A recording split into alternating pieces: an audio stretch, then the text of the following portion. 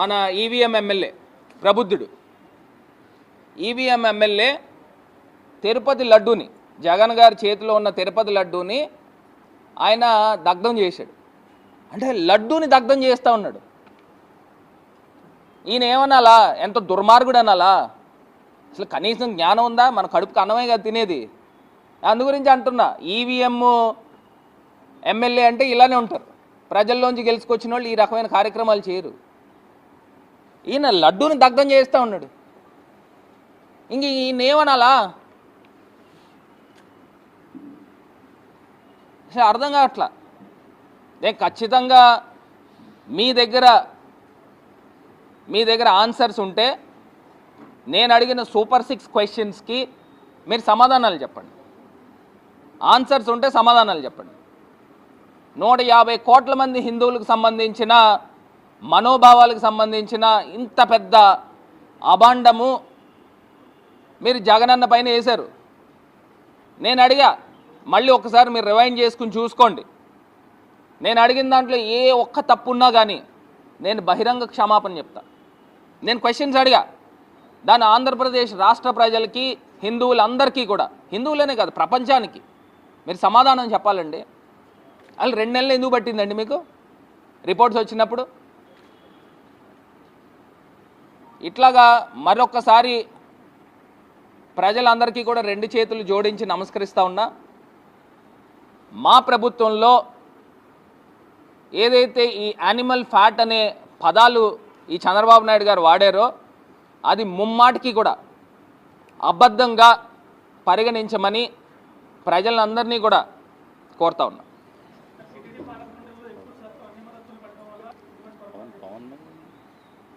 అది నాకు ఒకటి అర్థం కాదండి, అన్యమతస్థులు అసలు ఎందుకుంటారండి? ఎవరున్నారండి అన్యమతస్థులు? ఇప్పుడు బోర్డు మెంబర్స్ కింద అన్యమతస్థులు ఉంటారా?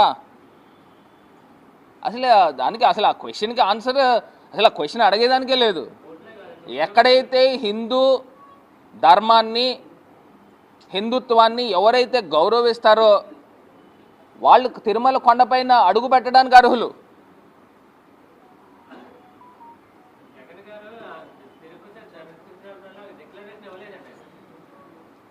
ఇప్పుడు ఒకటండి, ఇప్పుడు డిక్లరేషన్ అక్కడ వచ్చిన వాళ్ళు అందరూ ఇస్తారా? ఇప్పుడు అక్కడ వచ్చిన వాళ్ళు అందరూ ఇస్తారు. ఇక్కడ మనం మాట్లాడేది లడ్డు గురించి. సో ఖచ్చితంగా మన మనసుకి క్లారిటీ ఉన్నప్పుడు డిక్లరేషన్ ఏంటండి? ఇప్పుడు అన్యమతస్థులు లేకపోతే వేరే ఫారెన్ కంట్రీస్ నుంచి వీళ్ళు వస్తారు. వాళ్ళు ఇప్పుడు మ్యాండేటరీ సంతకం పెట్టాలా పెట్టలేదా అనేది మన మనసు పవిత్రంగా ఉంటే చాలు. ఇక్కడ ఇష్యూ లడ్డు గురించి.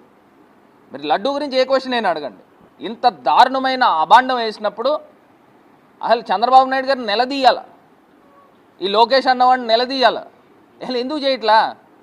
ఇంకోటి పవన్ కళ్యాణ్ గారు కూడా ఆయన ప్రాయశ్చిత్త దీక్ష చేస్తున్నారు. అసలు దేనికి? తప్పు చేసిన వాళ్ళు చేస్తారు, తప్పు చేసిన వాళ్ళు చేస్తారు. ఎందుకు చేయాలండి? అంటే మీరు తప్పు చేశారా? ప్రాయశ్చిత్త దీక్ష ఎవరు చేస్తారు?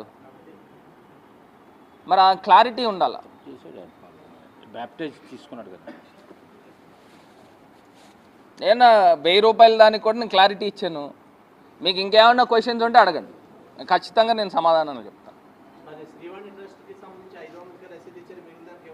ఎక్కడుందండి ప్రూఫ్? చూపించండి, బయట తీయండి, ప్రూఫ్లు తీయండి, బయట తీయండి.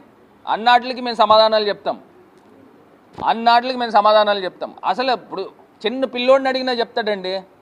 ఈ సిట్ అంటే ఎవడికి రిపోర్ట్ చేస్తాడు, సిట్ అంటే ఏంటి? రిపోర్ట్ చేసేదే చంద్రబాబు నాయుడు గారికి. ఇంకా మరి సిట్ ఎందుకు? ఆయన ఆల్రెడీ అభాండం వేస్తాడు, ఆయన మళ్ళీ వెనక్కి వెళ్తాడా? అవును ఇది ఒకవేళ సిట్ నిజంగా క్లీన్గా ఇచ్చినా దాన్ని మార్చేసి మళ్ళీ చేస్తాడు కదా. అది చిన్న పిల్లోడిని అడిగినా చెప్తాడు. దీనికి మళ్ళీ సిట్ వేయడం ఎందుకు? నిజంగా ఇన్వాల్వ్ చేయండి, ఇండిపెండెంట్ బాడీస్ని ఇన్వాల్వ్ చేయండి, అప్పుడు కదా ప్రజల క్లారిటీ వచ్చేది. ఈయనప్పుడు చంద్రబాబు నాయుడు గారు ఏదో రకంగా జగనన్నని స్కేప్ గోట్ చేయాలని అనుకున్నాడు, ఏదో రకంగా హిందుత్వ వ్యతిరేకి అని ముద్ర వేయాలని అనుకున్నాడు. అతను తీసిన గొయ్యిలు అతనే పడుతూనే ఉన్నాడు. నేషనల్ మీడియా ఎవరు కూడా హర్షించట్లా ఈయన చంద్రబాబు నాయుడు గారు చెప్పిన పాయింట్స్ని. వై నాట్ సెకండ్ ఒపీనియన్ అని అడుగుతున్నా. దిస్ ఇస్ మై క్వశ్చన్ అండి. ఎన్డీటీబీ ఇచ్చిన తర్వాత ఎన్ఎఫ్ఎల్ దగ్గర నుంచి ఎందుకు రిపోర్ట్ తీసుకోలే?